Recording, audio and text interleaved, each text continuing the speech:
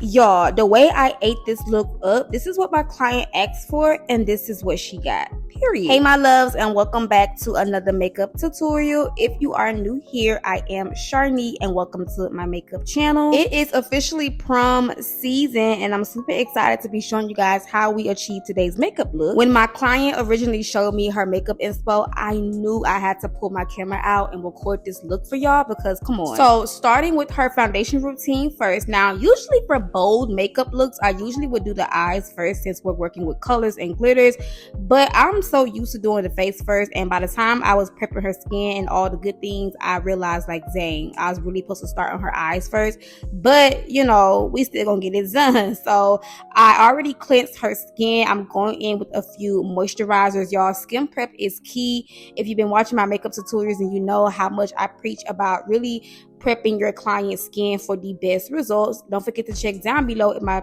description box for all of the product details. Now, I know you guys are like, girl, that foundation is not her shade, but it is the same shade as her neck and her chest. That is very important. Yes, her face is darker than the rest of her body, but we want her face to match the rest of her body.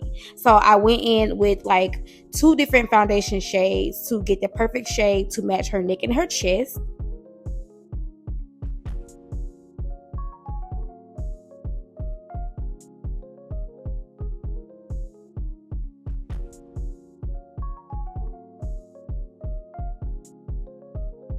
So I'm contouring her face with the Born This Way concealer, but I'm only taking a tad bit of that concealer because I don't really want her contours to be super detailed and harsh. So I just took a little bit, and then for her blush, I am going in with a mixture of 2 different blushes. I used the It Cosmetics Sun Blush, and I mixed that one with the Juvia's Place Cream blushes in shade Barbie Rose. And I just love mixing those 2 blush shades together because it always gives like a nice, pretty warm tone blush color. Not too pink, but also it gives like a nice warmth to it.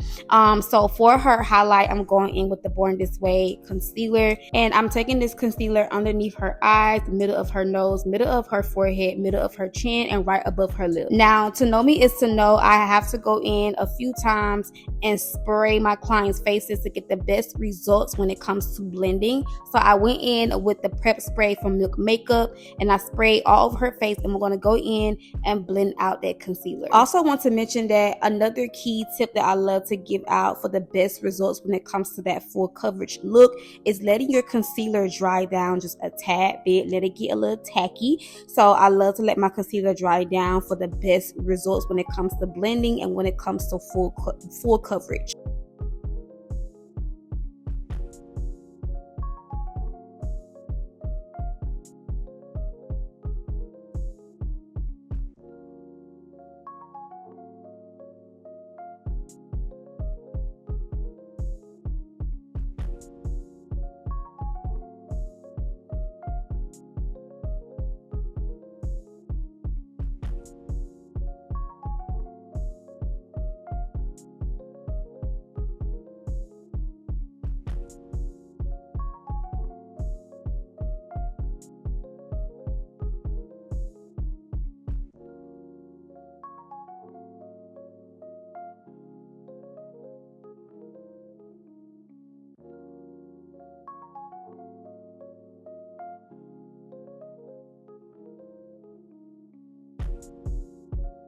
Going in with another spray, the same spray that we used the first time. I also went in and contoured her nose with that same shade that we contoured her cheek. And also for her nose contour, I kept it very minimum, very soft, you know what I'm saying? Usually I do a super detailed nose contour, but I wanted to really keep this look very airbrush and very soft. I also went in with my powder puff to blend out any creases underneath her eyes before going in with the powder. Now, this is the key to a flawless finish, but not only a flawless finish, but a long-lasting makeup application.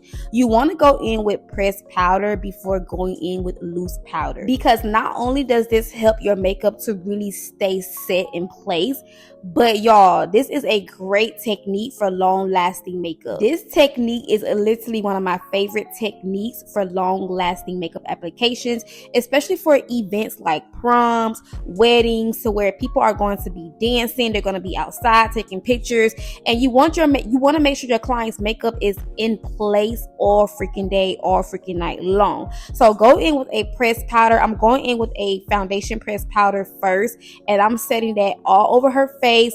I did go in with 2 different shades of pressed powders, one for underneath her eyes, and then also a pressed powder that's the same shade as her actual skin tone.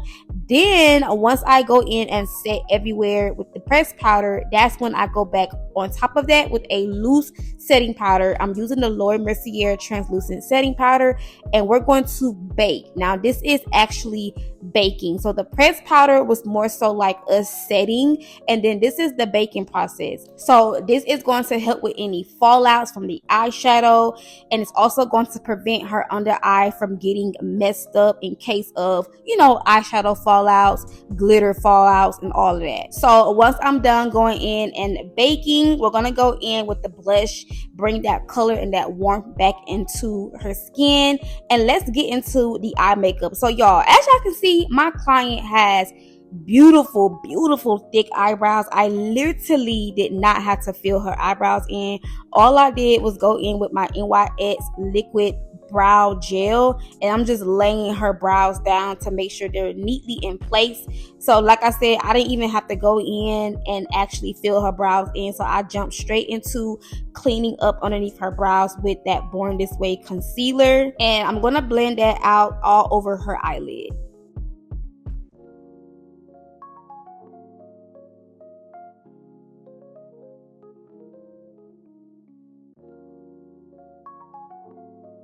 Okay, let's jump into the fun part, which is the eye makeup. So again, this is the inspiration that my client was going for.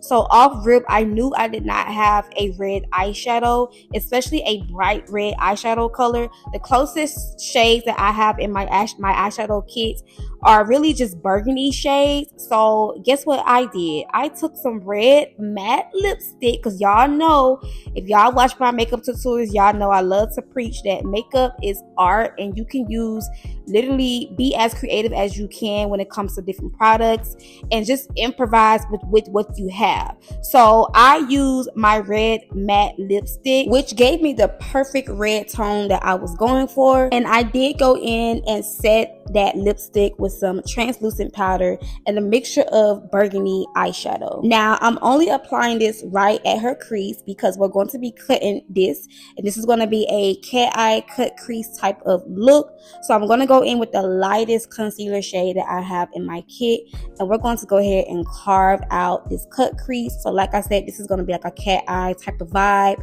So as you guys can see, I'm taking it and I'm just focusing on drawing the actual shape that I need. Then once I'm done getting it to my exact liking, I'm going to take my bigger concealer brush.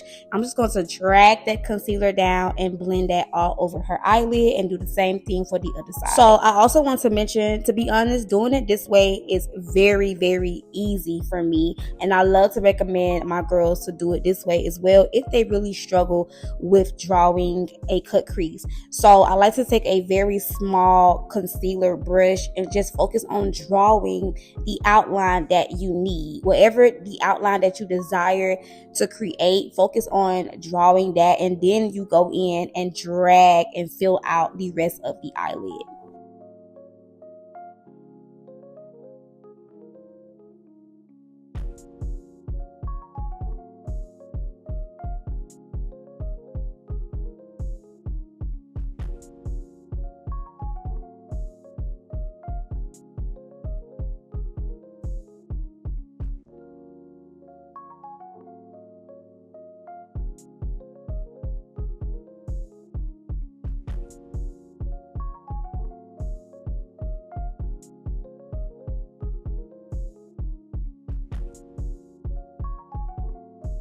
Now, for the rest of her eyelid, we're going to go in with some gold eyeshadow. So I went in with a mixture of some gold eyeshadow and also a loose gold pigment that I have in my collection. It's the Anguilla the highlighter, the loose highlighter pigment that's really used for the face, but I love to use that highlighter pigment for the eyes as well.